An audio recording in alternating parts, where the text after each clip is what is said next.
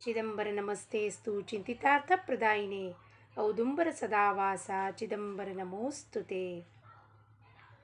सर्व साधक बंधूंना आत्मज्योतींना साष्टांग प्रणाम. जय चिदंबर. राजाराम महाराजांचा नामपर अभंग पाहूया, ज्याच्यात त्यांनी आपल्याला काय बोध केलंय मनाला. सर्वांनी मिळून ते पाहूया आणि सर्वांनी मिळून पाहिल्यानंतर ते कृतीत आणण्याचा मुख्य काम करूया. कसं करूया? नाम घेता घेता कसं झालं पाहिजे आपलं मन, की सर्व करता तो सर्व सत्ताधीश चिदंबर आहे, मी त्याचा दास आहे, ही भावना रुजू झाली पाहिजे आपल्यात. तेव्हाच आपलं काम होणार आहे. नाहीतर अशाश्वत वस्तूंच्या मागे धावता धावता म्हातारपण येऊन जाईल आणि डोळे दिसत नाही आहे, कानाने ऐकू येत नाही आहे. त्यावेळेला काय सत्संगात जाऊन श्रवण करणार, काय डोळ्यांनी त्याची मूर्ती पाहणार, काय ते वाचाने आपण बोलायला जाणार, कवळी बसून काय बोलायला जाणार, काहीच होणार नाही. म्हणून वेळ असताच आपण सावध झालो पाहिजे. काय सांगतात राजाराम महाराज? नाम परते सार नाही, वेदशास्त्र देती ग्वाही. नाम जपे निशिदिनी, सांडी संसार कहाणी. नको करू वाचाळता, काय येते तरी हाता. दास म्हणे चिदंबर, चारी अक्षर हे सार. नाम परते सार नाही.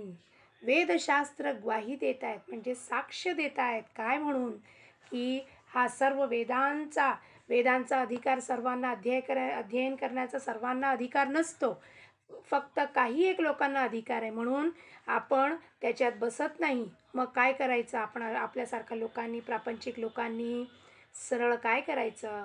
नाम जे सहज, सोपा आणि फुकाचा आहे, तो सर्व वेदांचा सार आहे असा नाम, जे देवानी सांगितलं की सर्वसामान्य लोकांना जे सहज आणि साहजिक असा तो नाम मी वेदांचा सर्व सार काढून त्या एकाच नामात भरून देतो. तो नाम तुम्ही घ्या आणि भवसागर पार तरून जा म्हणतात ते. नाम जपे निशिदिनी, सांडी संसार कहाणी. निशिदिनी सकाळ संध्याकाळ दुपार रात्र, खाता पिता उठता बसता सर्व काळात सर्व अवस्थेत नाम घेत जा. काय कसं? सांडी संसार कहाणी. ह्या संसार कहाण्याची रडगाण करत बसू नको रे बाबा. मनाला सांगता नित्य 24 तासात आपल्या मनासारखा काहीही घडणार नाही आहे, हे शतसिद्ध आहे. का म्हणून?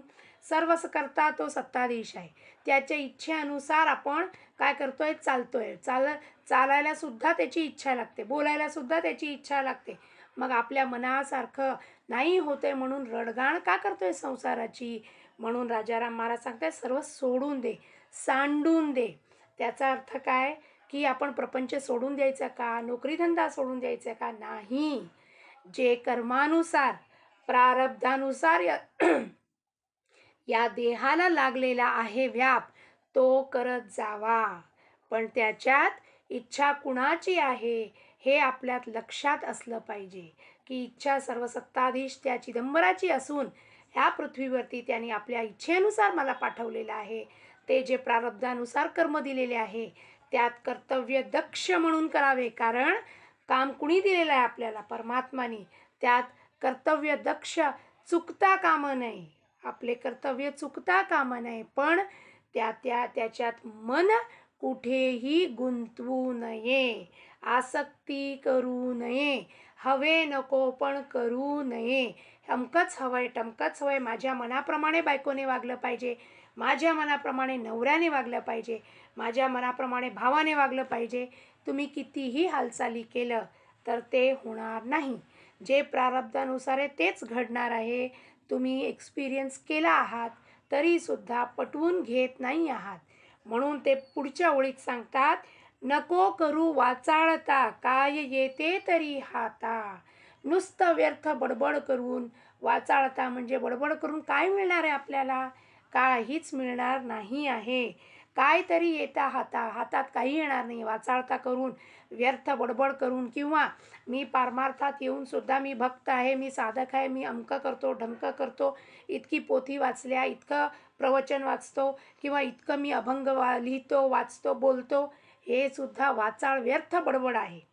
जो साधक असतो तो एकांतात बसून हे सगळे काम करत असतो, कुणालाही व्यर्थ बडबड करून सांगत नाही मी काय करत आहे. दुसरी गोष्ट, ह्या वाचाळतेमुळे काय होणार आहे, व्यर्थ व्यर्थ जे वाचाळ असतात ते कृतीत आणल्याशिवाय आपली जी वाचा आहे ते व्यर्थ बडबड आहे. कारण कृतीत कुठेही दिसत नाही आपण जे करतो आहे. आपल्या कृतीत भेसाळपणा आहे.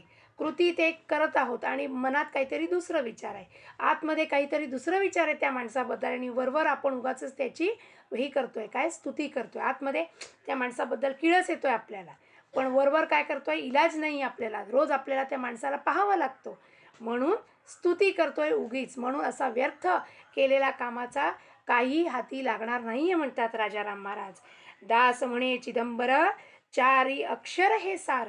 चारच अक्षर आहे ते, जे सहज पंचअक्षरी ओम नमः शिवाय आहे, तसं चार अक्षरी चिदंबर, चतुराक्षरी चिदंबर अक्षर कसं आहे, चिदंबर. किती सुंदर आहे नाम. तो नाम घेता घेता काय होणार आहे हो, आपलं त्या चार अक्षरामध्ये सर्व सार काय वठून ठेवलेलं आहे. काय आहे चार अक्षर, कसं आहे, त्या चार अक्षरामध्ये नाम आणि स्वामीचं रूप दोन्ही ठेवलेलं आहे, दडून ठेवलेलं आहे स्वामींनी. कसं काय, नाम घेता चिदंबर, त्याच्या आपल्या दृष्टीपुढे कोण येतो, तो साक्षात मूर्तिमंत येतो. असा बाबुळगावचा सुंदर मूर्ती आपल्या डोळ्यासमोर येतो, आणि चिदंबरा त्या मूर्तीला बघितलं की लगेच चिदंबराची नावाची आठवण होते. म्हणून नाम आणि रूप अभिन्न आहेत. तो चार अक्षरामध्ये दडलेला रूप आहे आणि नाम आहे, म्हणून त्याला कुठे बाहेर शोधण्याची गरज नाही आहे. एका नामातच तो व्यापलेला आहे, एका नामातच त्याची लीला व्यापलेली आहे. त्याचं नाव घेता तुम्हाला सगळं आठवण होऊन जातो की स्वामी कुठे आले होते, जन्म कुठे झाला, मग त्यांची लीला काय काय होती. एक नाम घ्या चिदंबर, डोळे बंद करा, त्या सगळ्या लीला आठवण येऊन होतं. म्हणजे या सगळ्या लीला कुठे दडलेल्या आहेत, त्याच्या नामात दडलेले आहेत. सगळं सत्ताधीश, तो सत्ताधिकारी कसं काम करतो, हे सगळं कुठे दडलेले आहेत, सगळं त्याच्या नामात दडलेलं आहे. म्हणून सगळं सार, जो भी हम कहते हैं कि रस बनाते, आम का रस बनाते तो निचोड़ कर, जब हम उसका रस बनाते तो बढ़िया रस बनता है, तो वो निचोड़ने को जो कहते हैं, सभी वेदों को निचोड़ कर जो सार हम कहते हैं उसको बनाया है, उसको हम कहते हैं एक नाम में डाल दिया है.